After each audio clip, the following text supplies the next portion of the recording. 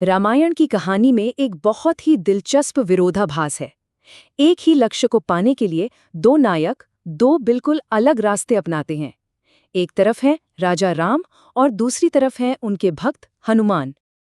और यही वो सवाल है जो इस पूरी कथा का केंद्र है। राम और हनुमान के बीच का ये जो रिश्ता है, ये जो तनाव है, यही हमें उनके हर एक काम को समझने में मदद करेगा। तो चलिए इस अनोखे संबंध की परतों को खोलते हैं, तो इसको थोड़ा और समझते हैं। देखिए, इन दोनों नायकों के बीच एक बुनियादी फर्क है। राम चलते हैं मर्यादा के रास्ते पर, मतलब सिद्धांतों और नियमों का रास्ता, और वहीं हनुमान चलते हैं भक्ति के रास्ते पर, जो सिर्फ और सिर्फ शुद्ध समर्पण से चलता है। उनके कामों को ठीक से समझने के लिए हमें पहले उनके स्वभाव को समझना होगा, जो एक दूसरे से बिल्कुल अलग हैं, और यहीं से उनकी इस असाधारण यात्रा की शुरुआत होती है। तो ये मर्यादा है क्या? राम के हर फैसले, हर काम पर मर्यादा का नियंत्रण है। ये सिर्फ नियम नहीं है, बल्कि ये धर्म और सही आचरण की वो सीमाएं हैं जिनका पालन करना ही है, चाहे उसकी कोई भी निजी कीमत क्यों न चुकानी पड़े। और दूसरी तरफ है भक्ति। ये वो ताकत है जो हनुमान को असीम बनाती है। उनका हर काम किसी नियम से नहीं, बल्कि राम के लिए उनके अटूट प्रेम और सेवा की भावना से होता है। अब ये जानना भी बड़ा मजेदार है कि हमारे दोनों नायक दिव्य उद्देश्यों के साथ पैदा हुए थे, लेकिन उनके जन्म के साथ ही उन्हें मिली थीं कुछ अनोखी और एक दूसरे से बिल्कुल अलग चुनौतियां। यहाँ देखिए, एक तरफ राम जो विष्णु के अवतार हैं, रावण को हराने के लिए एक इंसान के रूप में जन्म लेते हैं, और उन पर एक आदर्श राजा बनने की उम्मीदों का भारी बोझ है। दूसरी तरफ है हनुमान जो शिव के अवतार हैं और असीम शक्तियों के साथ पैदा हुए हैं, लेकिन उन्हें अपनी ही शक्ति को भूल जाने का श्राप मिला हुआ है।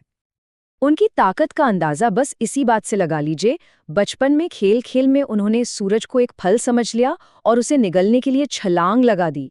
इसी घटना की वजह से उन्हें वो श्राप मिला जिसने उनकी शक्तियों को उनसे ही छिपा दिया।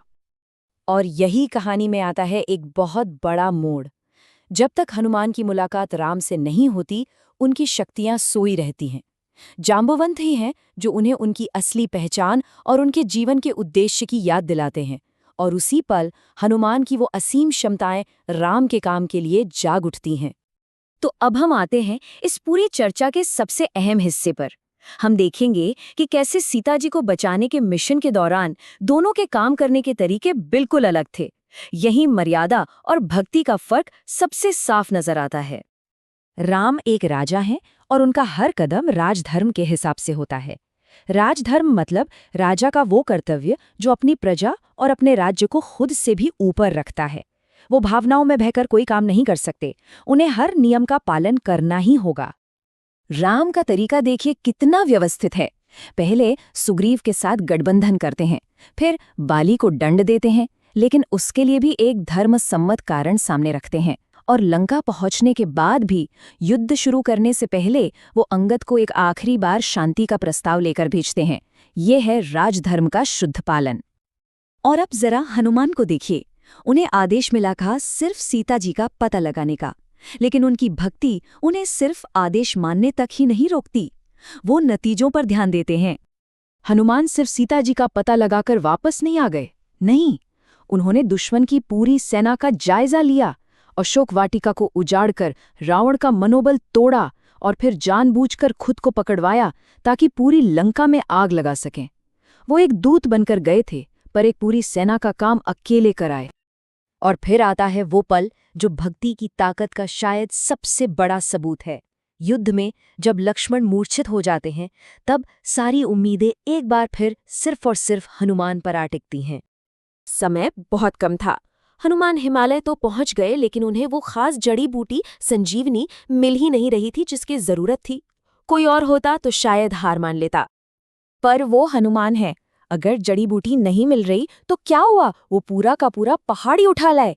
ये है भक्ति का चरम, जब नियम, तर्क, सीमाएं कुछ मायने नहीं रखता, सिर्फ उद्देश्य मायने रखता है।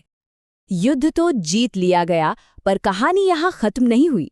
अब देखते हैं युद्ध के बाद के दुखद नतीजों को, और ये जानते हैं कि इन दोनों रास्तों पर चलने की क्या निजी कीमत चुकानी पड़ी।